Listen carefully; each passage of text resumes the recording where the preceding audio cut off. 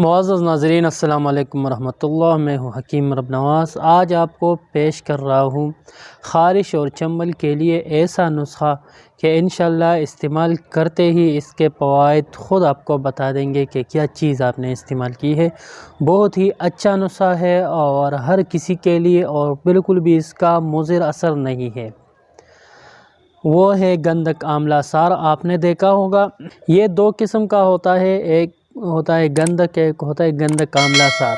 آپ نے پنسار سے کہنا ہے کہ ہمیں گندک آملہ سار دیجیے۔ گندک آملہ سار تو آپ جانتے ہیں اس کے فائدے، کیونکہ آپ نے سنا ہوگا کہ فلانا چشمہ میں نہانے سے خارش دور ہوتی ہے۔ آپ جب وہاں جائے آپ مشاہدہ کریں گے تو ضرور اس تالاب کی مٹی میں گندک آملہ سار ہوگا۔ جیسے ہمارے یہاں مردان میں رستم بیڑوچ کا ایک چشمہ ہے جس میں گندے سے گندہ خارش ہو، اور وہ وہاں نہائے، اپنے کپڑے کیونکہ اس پر جراثیم لگے ہوئے نا، وہ کپڑے چھوڑ کے دوسرے کپڑے پہن کر پھر آئے، اور لوگ ایسے کہتے ہیں کہ یار ہزاروں لاکھوں روپے ہم نے خرچ کیے ٹھیک نہیں ہوئے، لیکن اس تالاب میں نہا کے ٹھیک ہو گئے۔ آپ جب وہاں جائے اس میں دیکھیں تو آپ کو صاف نظر آئے گا کہ وہ جو چشمہ ہے وہ اس میں سب جگہ یہ گندک آملہ سار جو ہے اس کی مٹی ہے۔ تو کرنا آپ کو کیا کرنا ہے کہ آپ کا اگر خارش خشک ہو تو اس کے لیے آپ نے ویسلین لینا ہے۔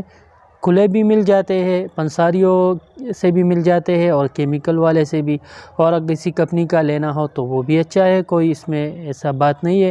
تو آپ نے ویسلین لینا ہے اور ساتھ میں گندک آملہ سار لینا ہے۔ جتنا آپ نے مطلب اس کو پاؤڈر کرنا ہے گندک آملہ سار کو، 1 چمچ یہ ہوگا تو 1 چمچ اس میں ویسلین ہوگا۔ اس کو خوب ملا کے پھر جہاں جہاں بھی خارش ہو اس پر لگانا ہے۔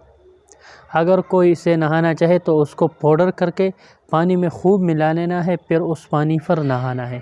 تو اس سے انشاءاللہ گندے سے گندہ خارش یہ دور ہوتا ہے، اور ویسلین اور گندک آملہ سار کے ملنے سے جو چنبل ہو، خاص کر خشک چنبل جو وہ مطلب ٹھیک ہونے کا نام ہی نہیں لے رہا، اس سے ایک بار لگائے 1 دن میں آپ کو اس کا رزلٹ آ جائے گا۔